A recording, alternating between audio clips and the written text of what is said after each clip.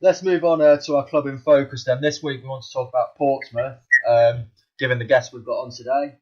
So they've had, obviously, a drop. We've mentioned it at the start of the show. They've dropped down from the Premier League down the divisions over the last 5-10 years. But now they're completely debt-free now, and they're owned by the Supporters Trust. That's right, and even though it's touch and go about going up this season, fingers crossed that will happen.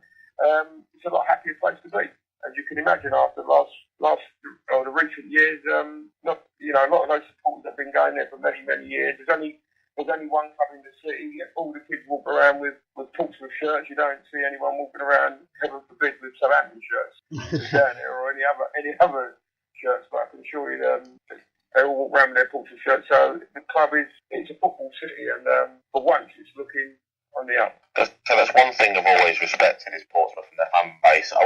We played them in pre-season. We played at Hampton Waterloo, because I think they were doing something to the Pratt Park pitch. That's right. And the fans they really are an amazing bunch. You've got the mad bloke with the cowbell in the house, speaking to him before the game, and they're just a really lovely bunch of fans, really, I think. And they are just football people. They just love their club, and obviously the attendances they get in League Two are absolutely phenomenal. And I really do. I've got a little soft spot for them, really, I'll probably say, and I really do like they get out of League Two, because they were, like you say, FA Cup winners in 2008 and in the Premier League, and now hopefully they'll get themselves back up there. I think as well. Process.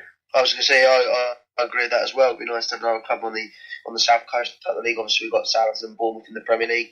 Brighton, Touchwood will be there next year. It'd be nice to Portsmouth jump up the leagues as well. Yeah, the south coast is missing. Maybe should have. I mean, all four clubs on the south coast could possibly the next 4 or 5 years could be in the Premiership. That would be the ideal scenario.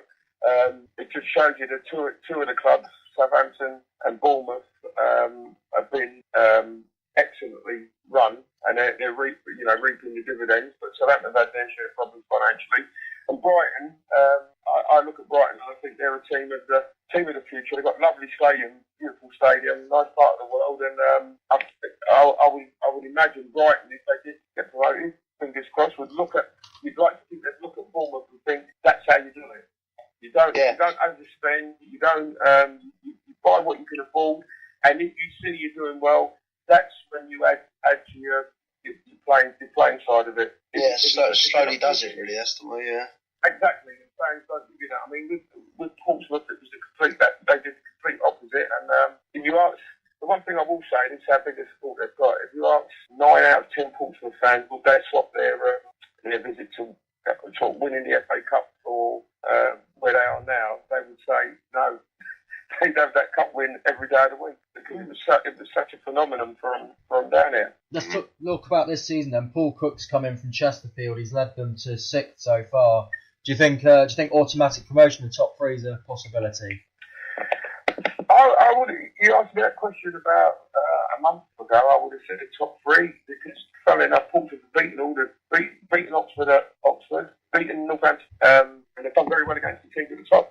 Where they've had the problem this season is a little bit like Brighton, too many draws, and the problem with too many draws, it's okay sort of now, but at the start of the season, you feel the optimism and think, we'll turn those draws into wins later on in the season. But what was happening, the Pompey's away form was so good, and they was winning games away from home. Every time they was drawing at home, it was, we'll turn it around, and they haven't really been consistent enough at home, haven't won enough games at home, and here we are now coming up to Easter, and to go up automatically, they'll have to win, I would say, 90% of their games, and to get into the playoffs, they'll have to win 50%, so 50-60% of their games. So too many draws, I guess, unfortunately. But Paul, sorry, go on. No, I was just going to say, I guess you won't be wanting to have secured something before the final game of the season, because that's against Northampton. Well, with the way Northampton are running away with the league now, you'd be hoping that Northampton have wrapped it up at the end of by the end of Easter, and or not that early, but certainly in the next 3 or 4 weeks. So they come to Fratton Park as champions, and nothing to play for, make it easy for us. If we do need to result in that last game, but we're hopefully looking to wrap it up before then. But it's so tight there now. Teams are dropping out the 16, dropping out the then going back into it, it's, you know, Leighton Orient came down a few weeks ago and got a good win at Fratton Park, and then they probably lost their next game at home, and you think, oh well, that was maybe a flash in the pan, and then they've got on another good run game and not lost in 3, and they're back up there again. So, and then Newport, who I probably thought was one of the worst teams in the division, come to Fratton Park and give them a good chance and beat Portsmouth 3-0 there, and then went away and then get hammered.